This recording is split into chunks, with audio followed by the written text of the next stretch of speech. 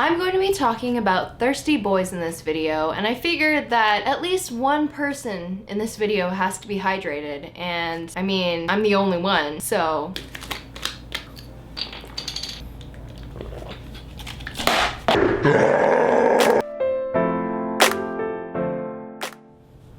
Hi! Hey everyone, it's me Sachie, and I'm back here on YouTube! Woo! Oh my god, no way! Ugh. For some reason, being a half Asian girl on the internet warrants you a ton of attention, but equally a ton of creepers. I guess this video would also be titled, How Not to Slide into a Girl's DMs. So I've gotten quite a variety of creepy emails throughout the years, and I can't wait to read them to you guys. If you're watching this video and you're kind of sweating because you're wondering if something you sent me is gonna end up in this video, then good. You should feel pretty bad, because already that's your gut instinct telling you that you sent a creepy email. If you're sending creepy messages and you're making girls feel unsafe, sharing details about how much you love them, sharing personal details about them because that shows that you've researched them, that is not cute.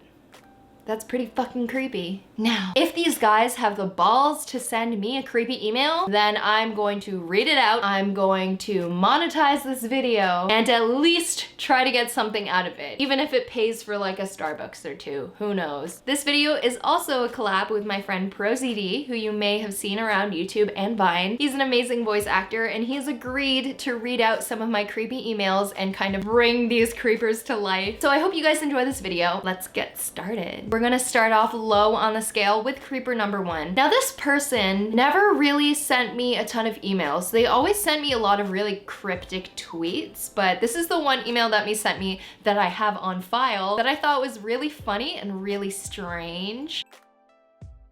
Sachie, how do you do your brows? Pluck? Not likely wax? You have soft skin thread? Not sure shave? No! Other? Your longtime friend. Why?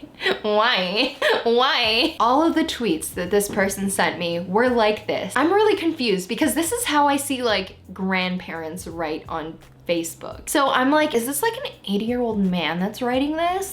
First of all, I guess it's pretty flattering that they think my skin is so smooth that they've decided to try and figure out what type of hair removal method I use. I got tweets like this a ton, daily basis, and I always look forward to them because I never know what they're gonna say. Okay, level 2 is quite a bit of a jump from level 1. Level 1 was mild cringe, a little Level 2 is yikes, man. Yikes.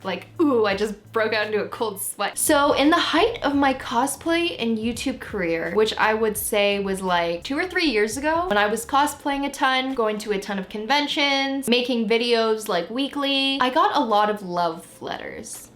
Which is pretty flattering, but I got quite a few letters from people saying how much they admire me or that my videos had helped them improve their self-esteem or helped them with cosplay. Those are fine, those were totally fine. But then occasionally I got ones from people telling me that I was the perfect girl, that I was a 2D anime princess come to life. They were going to find me at a convention and confess to me, which immediately made things extremely awkward for me. Please don't do that. Please. Anyway, so this is an example of that. Please enjoy Sungwon's dramatic reading of the love letter from the Bulgarian sci-fi author. Hello, my name is Blank, a Bulgarian sci-fi author that somehow got irreversibly enamored by you.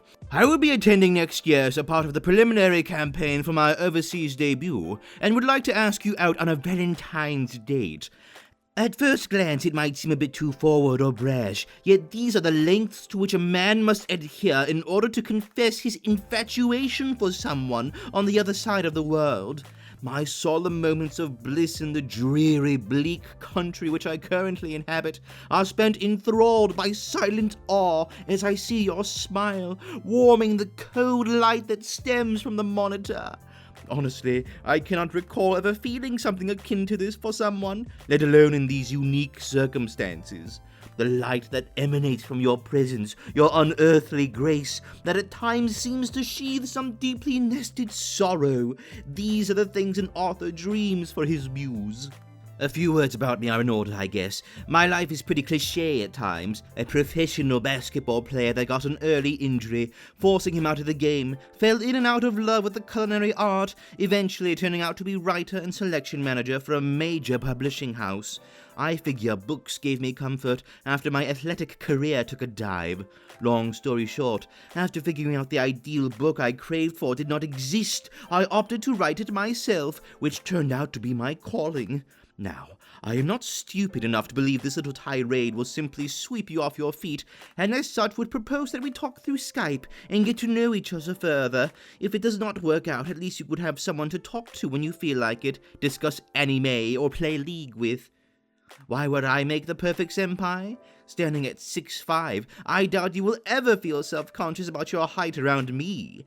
Yes, I would cosplay with you. This Halloween I rocked out an Alucard costume, but those pics will never see the light of day.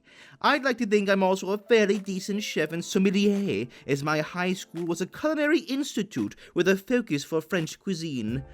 I fancy myself the classical princely type, mostly based on my classical upbringing, my understanding of etiquette, and the ability to be well-spoken and mannered when situation demanded. My sole detriment is a toxic, unyielding ambition and drive for my craft. Yes, it is quite unpleasant to behold, and the dedication which I pour into it. With utmost care, your future husband. Okay, so let's break this down. First of all, it's very well written, what I would expect from an author. Very good writing skills, very good introduction. He's telling me that he's a man on a mission, that he's here for business, but I guess also looking for pleasure. I love the use of descriptive prose. He described me as having unearthly grace. My sole detriment is a toxic, unyielding ambition and drive for my craft. That's incredible. I am definitely gonna start saying that in job interviews. So tell me about your greatest weakness. My sole detriment is a toxic, unyielding drive for my craft. Nah, I'm gonna pass. Although that was very poetic, I would rate that an 8 out of 10. 2 points lost because you're being kind of creepy and you wanted to get your dick wet at a con. So I'm gonna have to pass on that one. And level 3 is like, no.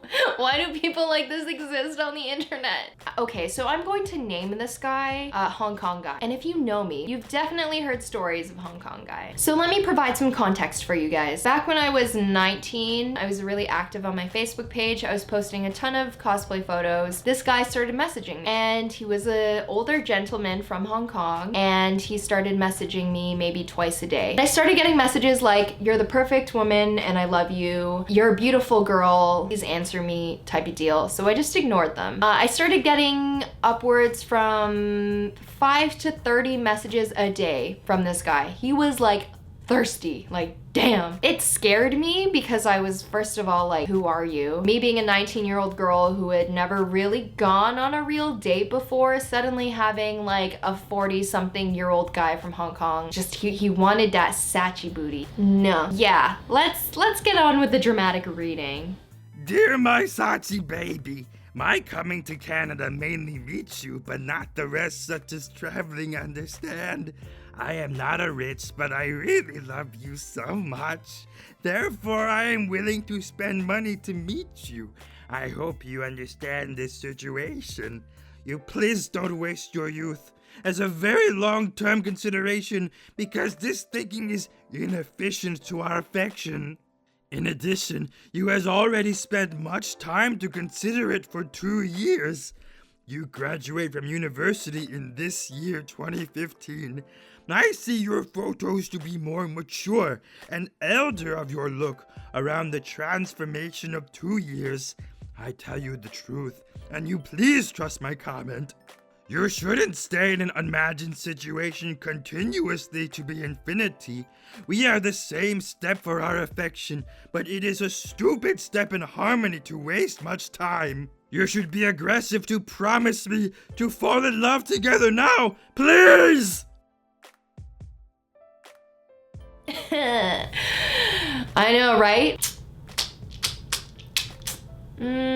So as I said, I started receiving these messages when I was about 19 years old. You are so dedicated. And the amount of times that you've sent me like 1 million emails a day, you could have gone out and found someone and developed a meaningful relationship. 2 years of this. And towards the end of when I was 20, I started getting these urgent messages with like an ultimatum at the end. Basically, he was saying that if we don't make love by the time you're 21 years old, our chance of having a genius child or a prodigy child goes down exponentially. So we need to make love right now. I was like, yeah, no thanks. I'm gonna pass. Nah, man, I'm good. Let me read you some of the other ones he sent. Dear my Sachie baby, I need to make love with you together. So please don't waste your youth indefinitely. And the title of that email was, could you give birth a child for both of us? No. The answer to that is no. Anyway, the whole funny part of this is that literally the day that I turned 21 years old, the emails stopped. I've never heard from this guy ever again. He was so dedicated for 3 years and he was like, 21 is the cutoff, I'm out. Sachie's way too old. Anyway, I hope you guys enjoyed this video because I had to suffer a lot for this. Not gonna lie, this really freaked me out when I was getting all of these emails. Occasionally I get them, but like a lot less than when I was younger. If you enjoyed this video, be sure to hit the thumbs up button and subscribe to my channel because 2018 is the year Sachie comes back to YouTube. And if I can get 3,000 likes, then I'll make another video reading out more creepy emails because I have a lot of material stored away. I will see you guys in the next video. Bye!